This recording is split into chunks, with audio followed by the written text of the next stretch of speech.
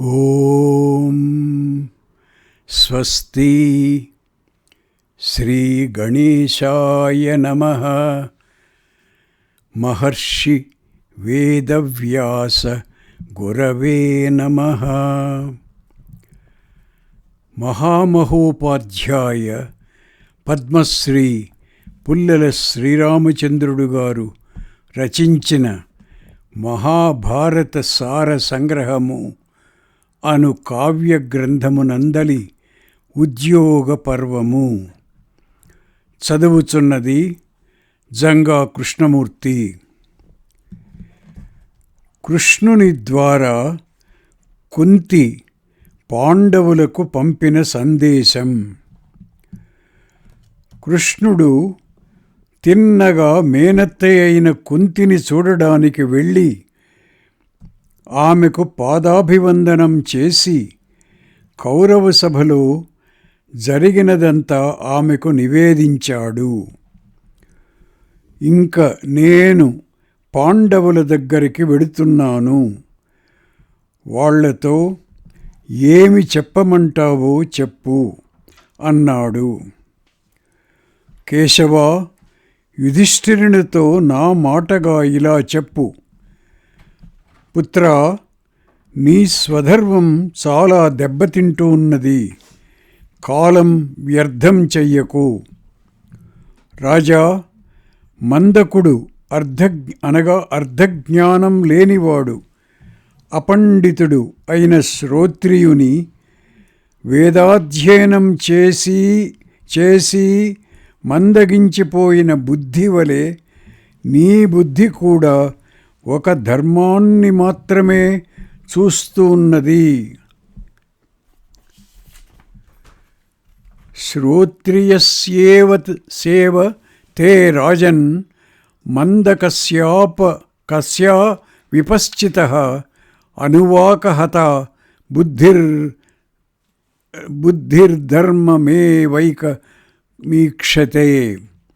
ఉద్యోగ పర్వము 132:6.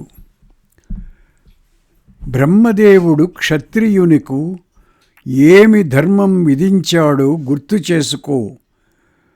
ప్రజలను పాలించడం కోసం క్రూరమైన కర్మలు చేయడం క్షత్రియ ధర్మం. ఈ విషయంలో నేను పెద్దలు చెప్పగా విన్నది చెబుతాను.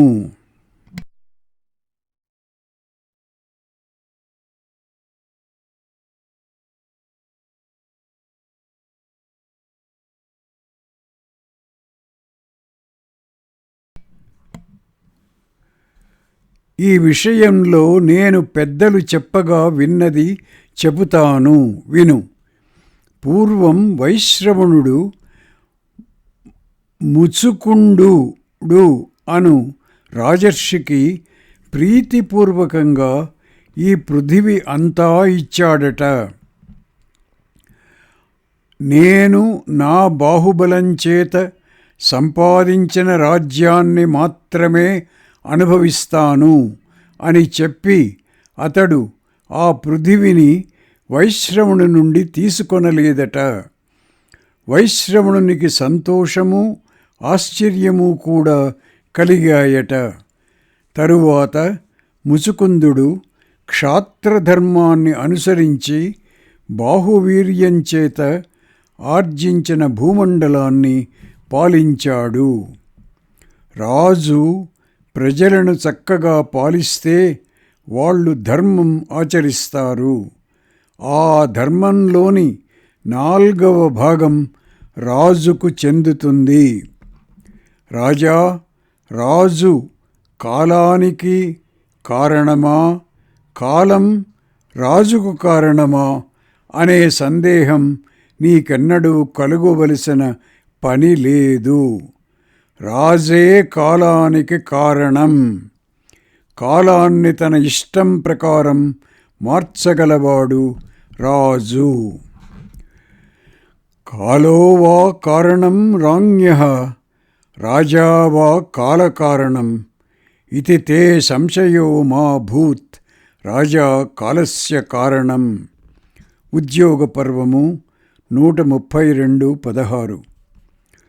కృతయుగాన్ని, త్రేతాయుగాన్ని, ద్వాపరయుగాన్ని, కలియుగాన్ని సృష్టించగలవాడు రాజే.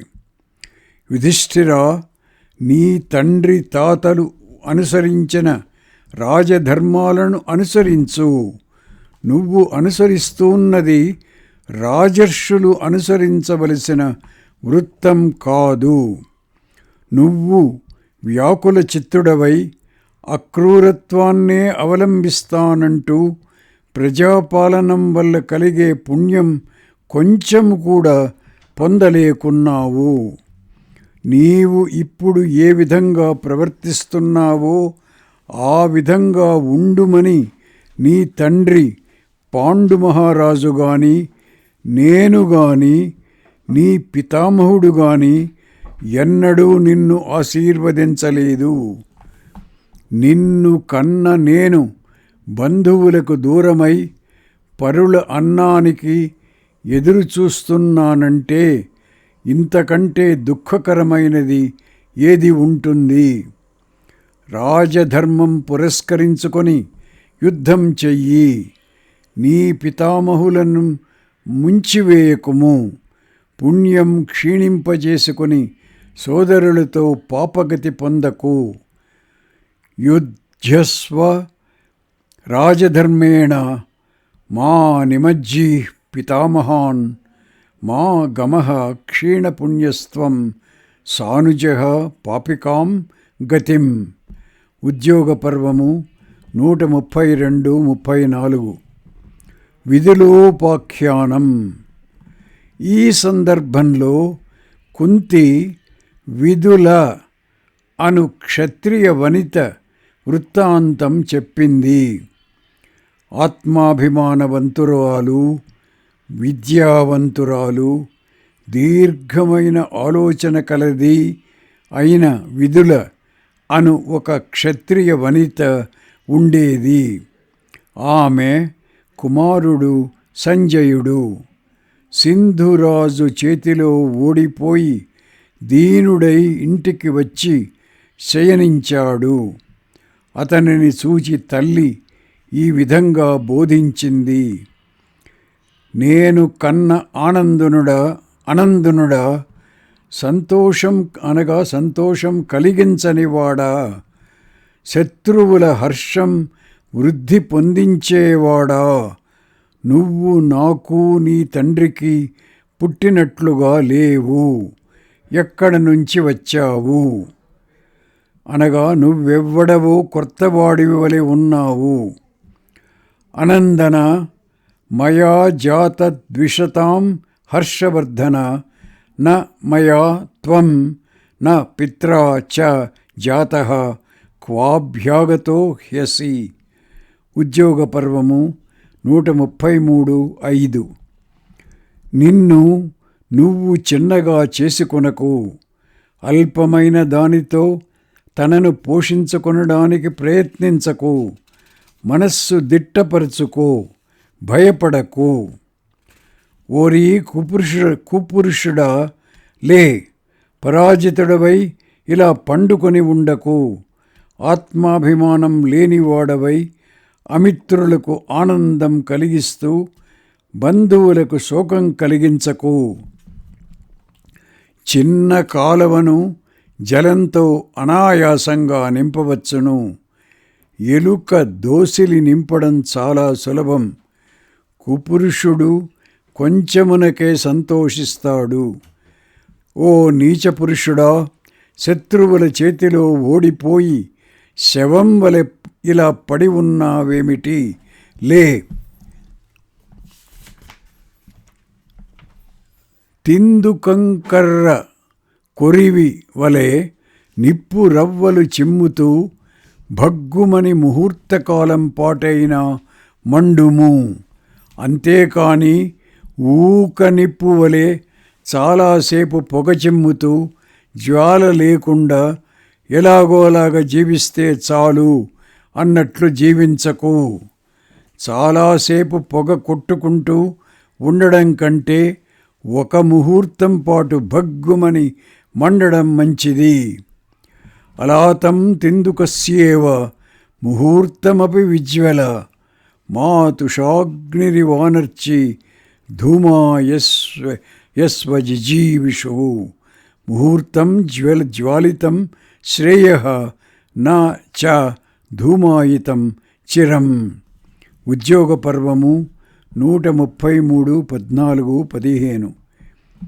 సంజయ, పౌరుషం లేక, ఉత్సాహం లేక, వీర్యం లేక శత్రువులకు సంతోషం కలిగించే నిన్ను పుత్రుడు అని పేరుతో నేను కన్నది పుత్రుణ్ణి కాదు, పాపం కన్నాను. ఇలాంటి పుత్రుణ్ణి ఏ తల్లి కనకుండుగాక. కలిం పుత్రప్రవాదేన సంజయ త్వామజీజనం నిరమర్షం నిరుత్సాహం నిర్వీర్యమరినందనం మా స్మా సీమంతిని కాచిజ్ఞన ఏత్పుత్రమీదృశం. ఉద్యోగ పర్వము 133, 30, 31. అమర్షం అనగా పౌరుషం ఉన్నవాడే, క్షమ అనగా ఏమి జరిగినా ఓర్పు లేనివాడే పురుషుడు. క్షమ మాత్రమే ఉండి అమర్షం లేనివాడు పురుషుడు కాదు, స్త్రీ కాదు. ఏతావనేవ పురుషో యదమర్షి యదక్షమీ క్షమావాన్ నిరమర్షశ్చ ఐవ స్త్రీ నా పునః పుమాన్. కొంచెంతో తృప్తి చెందడం, జాలి, ఉత్సాహం లేకుండా పడి ఉండడం, భయం ఇవన్నీ సంపదను నశింపజేస్తాయి.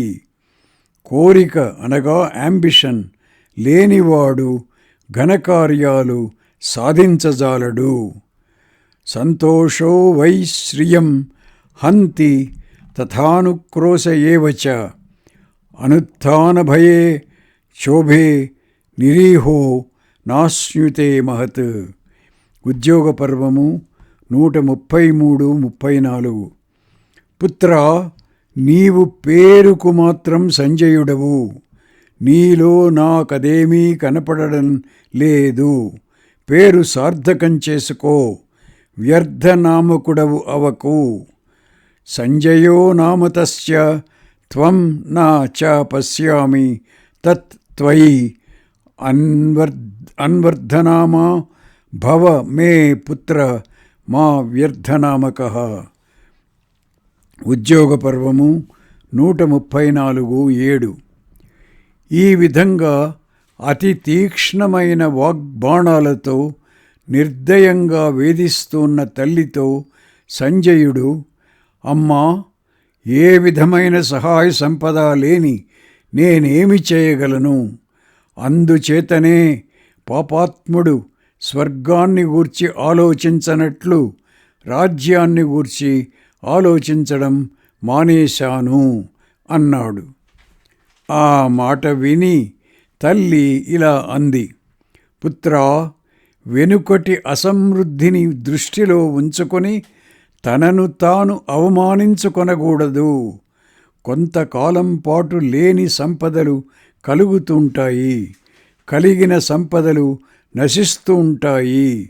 నాయనా, అన్ని పనులకు ఫలం తప్పకుండా లభిస్తుందనే నమ్మకం లేదు. అయినా పనులు చేయవలసిందే. ఏ పని చేయకుండా కూర్చున్న వాళ్ళు ఆ పనులు ఎన్నటికీ చేయలేరు. అలా కోరికలు లేకపోతే కలిగే ఫలం ఒకటే, అది ఫలం లభించకపోవడం. అన్ని పనుల ఫలితాలు సందిగ్ధాలే అని తెలిసి కూడా పనులు చేసేవానికి, కోరికలున్నవానికి రెండు పక్షాలుంటాయి. ఫలం లభించవచ్చు, లభించకపోవచ్చు. అథ ఏ నైవ కుర్వంతి నైవ జాతు భవంతి తే ఐకగుణ్యమనీహాయామ భావః కర్మణాం ఫలం. అథ ద్వైగుణ్యమీహాయాం ఫలం భవతి వా న వా యస్య ప్రాగేవ విదిత సర్వార్థానామ నిత్యత. ఉద్యోగ పర్వము 135, 27, 28. ఈ విధంగా ప్రోత్సహిస్తూ విదుల కుమారునకు ఇతర రాజుల సహాయం కూడగట్టుకునే ఉపాయాలు కూడా బోధించింది. ఇదంతా విని సంజయుడు, నీవు చెప్పే ప్రోత్సాహకములైన మాటలు వింటూ ఉంటే అమృతం ఆస్వాదిస్తున్నట్లు అనిపించి ఇంకా వినాలి అను ఉద్దేశ్యంతో నేనిలా ఆలస్యం చేశాను. ఇదిగో వెడుతున్నాను అని చెప్పి వెళ్ళి శత్రువులను జయించాడు. విదుల వృత్తాంతం చెప్పడం ముగిస్తూ కుంతి, ఏ క్షత్రియ స్త్రీ అయినా కంటే ఇలాంటి వీరుడైన పుత్రుణ్ణి కనాలి అంది. కుంతి భీమసేన, అర్జున, నకుల, సహదేవులకు, కోడలైన ద్రౌపదికి కూడా ప్రోత్సాహకరమైన సందేశం కృష్ణుని ద్వారా పంపింది. కృష్ణుడు కర్ణునికి చేసిన బోధ. కృష్ణుడు మేనత్త దగ్గర సెలవు తీసుకొని భీష్మాదులను వెనుకకు పంపివేశాడు. తరువాత కర్ణుణ్ణి కూడా తన రథం ఎక్కించుకొని సాత్యకితో కలిసి బయలుదేరాడు. కృష్ణుడు కర్ణునితో ఇలా అన్నాడు, కర్ణా, నువ్వు ధర్మశాస్త్ర రహస్యాలు బాగా తెలిసినవాడవు కదా.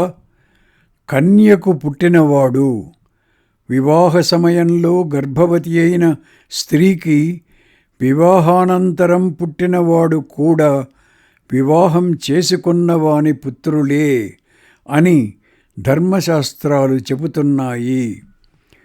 అందుచేత నువ్వు పాండురాజు జ్యేష్ఠ పుత్రుడవు కాన నీకు రాజ్యాధికారం ఉన్నది. నువ్వు నాతో రా. నీవు వాళ్ళ అన్నగారివని తెలియగానే పాండవులు నిన్ను యథాశాస్త్రంగా రాజ్యాభిషిక్తుణ్ణి చేస్తారు. యుధిష్ఠిరుడు యువరాజు అవుతాడు. అందరూ నీ చెప్పు చేతలలో ఉంటూ నీ సేవ చేస్తారు. పాండవులకు సహాయం చేయడానికి వచ్చిన రాజులు అందరూ నీ పాదాలు పడతారు. అంతేకాదు, 6వ కాలంలో అనగా వంతు ప్రకారం ద్రౌపది కూడా నిన్ను చేరుతుంది. షష్ఠే చ త్వాం తథా కాలే ద్రౌపద్యుపగమిష్యతి. ఉద్యోగ పర్వము 140, 12. ద్రవిడులు, కుంతలులు, ఆంధ్రులు, తాళచరులు, చూచుపులు, వేణుపులు ఈ అన్ని జాతులకు చెందిన వాళ్ళు నీ ముందు నడుస్తారు. పురోగమాశ్చ తే సంతు ద్రవిడాః సహకుంతలైః ఆంధ్రాస్తాళచరాశ్చైవ చూచుపా వేణుపాస్తథా. ఉద్యోగ పర్వము 140, 26. సూత మాగధులు స్తుతిస్తుండగా పాండవులు నీ విజయాన్ని ఘోషిస్తారు. భూమండలాన్నంతని పరిపాలించు, కుంతికి ఆనందం కలిగించు. నేను దుర్యోధనుని పక్షంలోనే ఉంటాను అని కర్ణుడు చెప్పుట.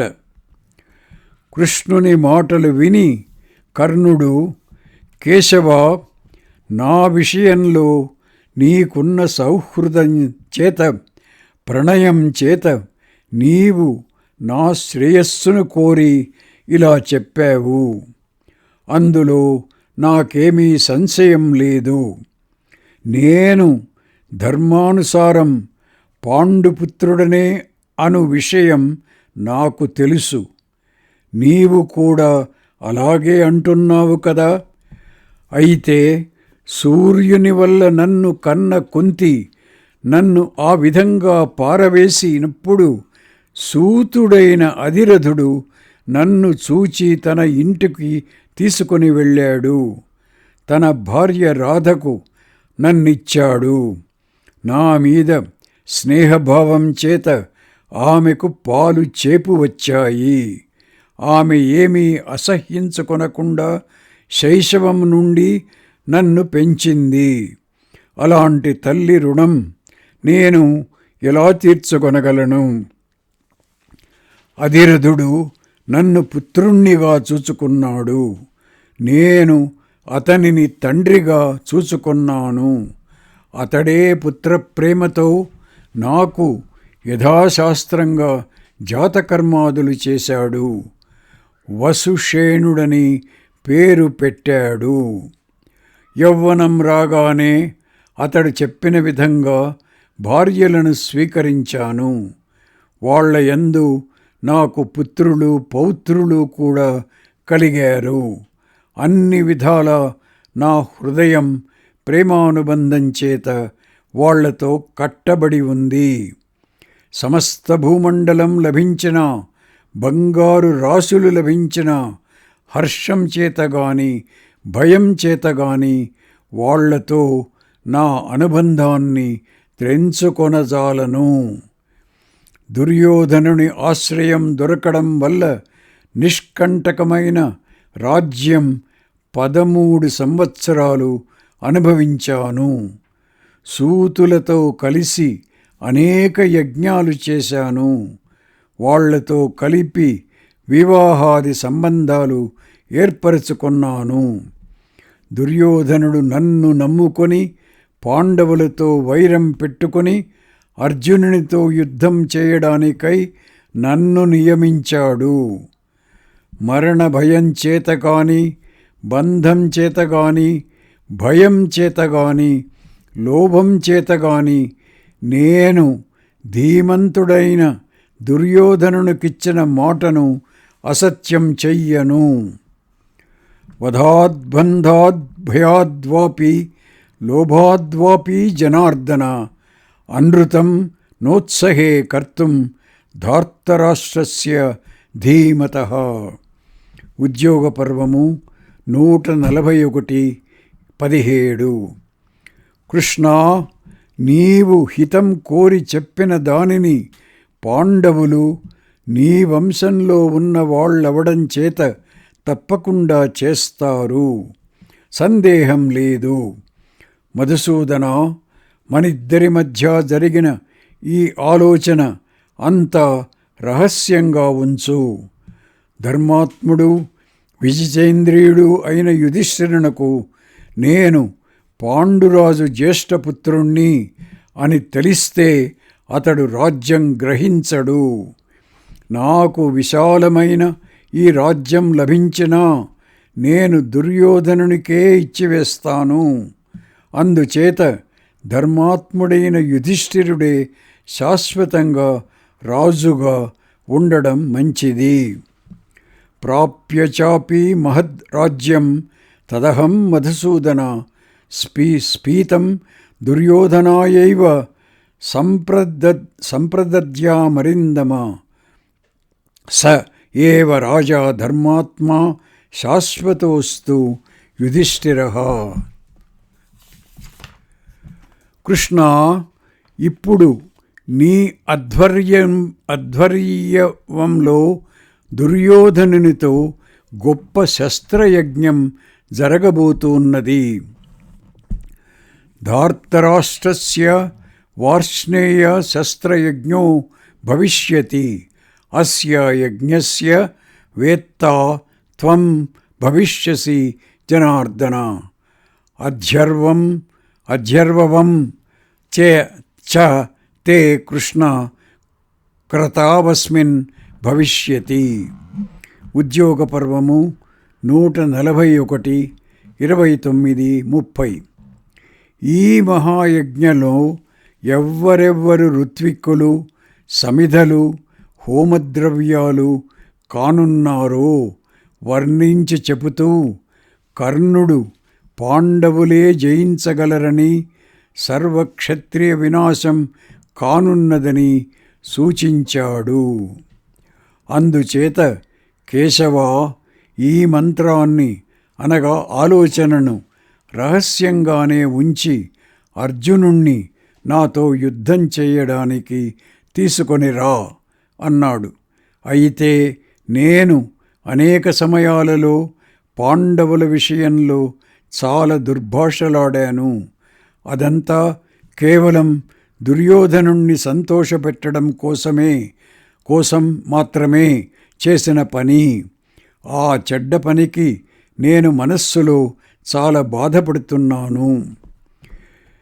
యదబ్రవమహం కృష్ణ కటుకాని స్మ పాండవాన్ ప్రియార్థం ధార్తరాష్ట్రస్య తేన తస్యే హ్యకర్మణా.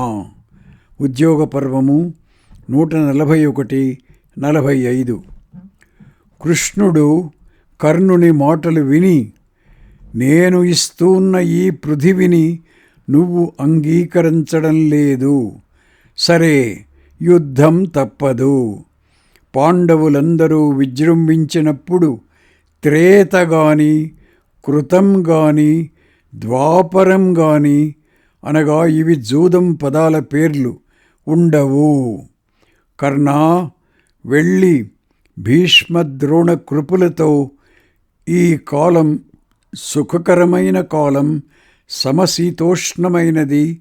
ఈనాటికి 7వ రోజున అమావాస్య అవుతుంది. అది ఇంద్రదేవతాకమైన తిథి అంటారు. ఆనాడు యుద్ధం ప్రారంభిద్దాం అని చెప్పు. యుద్ధం చేయడానికి వచ్చిన రాజులందరితో కూడా మీ కోరిక తీరుస్తాను. దుర్యోధనునికి వశులైన రాజులు, రాజపుత్రులు అందరూ కూడా శస్త్రం చేత మరణించి ఉత్తమగతి పొందగలరని నేనన్నట్లుగా చెప్పు అన్నాడు. కృష్ణుని మాటలు విని కర్ణుడు కృష్ణునితో సమ్మానపూర్వకంగా ఇలా అన్నాడు. మహాబాహు, అన్నీ తెలిసి కూడా నన్ను మోహింపచేయడం కోసమా అన్నట్లు ఎందుకు ఇలా మాట్లాడుతున్నావు? ఈ పృథివి పూర్తిగా నశించబోతున్నది. అందుకు శకుని, నేను, దుశ్శాసనుడు, దుర్యోధనుడు కారణము. జానన్ మాం కిం మహాబాహో సమ్మోహితుమిచ్చసి యోయం పృథివ్యా కార్త్యేన వినాశః సముపస్థితః నిమిత్తం తత్ర శకునిరహం దుశ్శాసనస్తథా దుర్యోధనశ్చ నృపతి ధృతరాష్ట్రత్సుతో అభవత్. ఉద్యోగ పర్వము 143-2-3. ఆకాశంలోని గ్రహాల సంచారము, ప్రత్యక్షంగా కనబడుతున్న అనేక విధాలైన దుశ్శకునాలు కూడా ధార్తరాష్ట్రులు, వాళ్ళ సైన్యాలు నశిస్తాయని, పాండవులు జయిస్తారని స్పష్టంగా తెలుపుతున్నాయి. హృషికేశ, ఎక్కడ ధర్మం ఉంటుందో అక్కడ జయం ఉంటుంది అను విషయం నాకు తెలుసు. విదితం మే హృషికేశ యతో ధర్మస్థతో జయః. ఉద్యోగ పర్వము 143-36. నేను, ఇతర రాజులు, క్షత్రియ మండలము అందరము కూడా గాంధీవాగ్నిలో ప్రవేశింపనున్నాం. ఆ విషయంలో నాకు సంశయం లేదు. అహం చాన్యే చ రాజానో యచ్చ తత్ కృతమండలం గాంధీవాగ్నిం ప్రవేక్ష్యామ ఇతి మే నాస్తి సంశయః. ఉద్యోగ పర్వము 143-45. కృష్ణ, వీరక్షత్రియ వినాశకమైన ఈ మహారణం నుంచి ప్రాణాలతో బయటపడి మళ్ళీ నిన్ను చూడగలుగుతానా లేదా? మనం అందరము స్వర్గంలో మళ్ళీ తప్పకుండా కలుస్తాం. అపి త్వాం కృష్ణ పశ్యామ జీవంతోస్మాన్ మహారణాత్ సముత్తీర్ణా మహాబాహో వీరక్షత్ర వినాశనాత్ అథవా సంగమః కృష్ణ స్వర్గే నో భవితా ధ్రువం. ఉద్యోగ పర్వము 143, 48, 49. అలా అంటూ కర్ణుడు కృష్ణుణ్ణి గాఢంగా కౌగలించుకొని కృష్ణుని వద్ద సెలవు తీసుకొని రథం నుండి దిగి దీనమైన మనస్సుతో తన రథం ఎక్కి వెళ్ళిపోయాడు. కృష్ణుడు సాత్యకితో కలిసి తొందరగా నడు అని సారథిని తొందర పెడుతూ శీఘ్రంగా వెళ్ళాడు. రాబోయే యుద్ధం గూర్చి బాధపడుతూ కుంతి కర్ణుని వద్దకు వెళ్ళుట. కృష్ణుడు వచ్చి వెళ్ళిన తరువాత విదురుడు కుంతి దగ్గరకు వెళ్ళి, ఎవరు ఎంత చెప్పినా దుర్యోధనుడు వినడం లేదు. వయోవృద్ధుడైన ధృతరాష్ట్రుడు కుపుత్రమదంతో మత్తుడై అమార్గంలో ప్రవర్తిస్తున్నాడు. యుద్ధం తప్పదు అని చెప్పాడు. ఆ మాట విన్న కుంతి తన పుత్రుల క్షేమాన్ని గూర్చి చింతిస్తూ శిష్యవాత్సల్యం కలవాడవడం చేత ద్రోణాచార్యుడు పితామహుడు నా కుమారులకు అపకారం చేయకపోవచ్చును, కర్ణుడే వీళ్లను ఏం చేస్తాడో అని భయం. అతనినే బ్రతిమాలితే ఏమైనా పని జరుగుతుందేమో అనుకుంటూ గంగానది దగ్గరికి వెళ్ళింది. అక్కడ గంగాతీరంలో కుంతికి తన కుమారుని వేదాధ్యయన ధ్వని వినపడింది. అతడు తూర్పు దిక్కుకు అభిముఖుడై బాహువులు పైకెత్తి మంత్రాలు జపిస్తున్నాడు. అతని జపం పూర్తి అయ్యే వరకు ఆమె అతని వెనుకనే నిలబడింది. ఆత్మజస్య తతస్సస్య గృహిణినః సత్యసంగినః గంగాతీరే పృథా శ్రౌషీద్వేదాధ్యయన నిస్వనం ప్రాంగ్ముఖస్వోర్ధ్యబాహో సా పర్యతిష్టత వృష్టతః జప్యావసానం కార్యార్థం ప్రతిక్షంతి తపస్విని. ఉద్యోగ పర్వము 144, 27, 28. ఎండకు తట్టుకొనజాలక ఆమె అతని ఉత్తరీయం నీడలో నిలబడింది. కర్ణుడు నడ్డి బాగా వేడెక్కే వరకు అలాగే జపం చేసుకొని వెనుకకు తిరిగి చూడగానే కుంతి కనబడింది. వెంటనే అతడు యథాన్యాయంగా అంజలి ఘటించి ఆమెకు అభివాదనం చేస్తూ, రాధా, అధిరుదుల పుత్రుడనైన నేను అభివాదం చేస్తున్నాను. పూజ్యురాలవైన నీవు ఎందుకు వచ్చావు? నేను నీకేమి సహాయం చెయ్యాలి అన్నాడు. కర్ణ, నీవు రాధేయుడవు కావు, నా కుమారుడవు. నేను కన్యగా ఉన్నప్పుడు నాకు ప్రథమ పుత్రుడుగా జన్మించావు. నీవు నీ సోదరుడెవరో తెలియక దుర్యోధనుణ్ణి సేవిస్తున్నావు. అర్జునుడు దిగ్విజయం చేసి సంపాదించిన రాజ్యలక్ష్మిని దుర్మార్గులు అపహరించారు. దానిని ఆ ధృతరాష్ట్ర కుమారుల నుండి లాగికొని అనుభవించు. 5 సోదరులతో కలిసి సుఖంగా ఉండు. నీవు సూతపుత్రుడవు కాదు, పార్థుడవు అంది కుంతి కర్ణునితో. కర్ణ, కుంతి చెప్పినది సత్యం, అలా చెయ్యి అంటూ సూర్యుని నుండి వాక్కు వినబడింది. కర్ణుడు కుంతితో, ఓ క్షత్రియ వనిత, నీవు చెప్పినట్లు చేయడం ధర్మసమ్మతం కాదు. ఆనాడు నన్ను ఆ విధంగా పారవేసిన నీవు ఈనాడు నీ ప్రయోజనం కొరకు ఇలా నన్ను కోరుతున్నావు. ధృతరాష్ట్ర కుమారులు నన్ను నెత్తిమీద పెట్టుకొని అన్ని విధాలా పూజించారు. తనకు ఆశ్రయం ఇచ్చిన రాజుకు అపకారం చేసిన పాపాత్ములకు ఇహలోకం గాని పరలోకం గాని ఉండవు. దుర్యోధనుని పక్షాన ఉండి నేను నీ పుత్రులతో తప్పకుండా యుద్ధం చేస్తాను.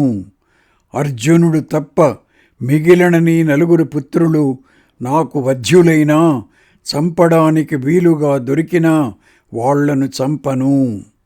అర్జునునితో యుద్ధం చేస్తాను. అతనిని నేనే వధిస్తే నాకు ఫలం లభిస్తుంది. నేను అతని చేతిలో మరణిస్తే కీర్తి లభిస్తుంది. ఏమైనా నీకు మిగిలేది 5 పుత్రులే, కాని 6 ఉండరు అన్నాడు. ఆ మాటలు విన్న కుంతి వణికిపోతూ,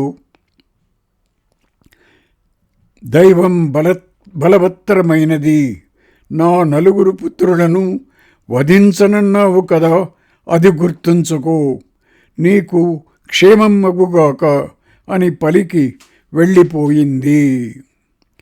ఓం తత్సత్.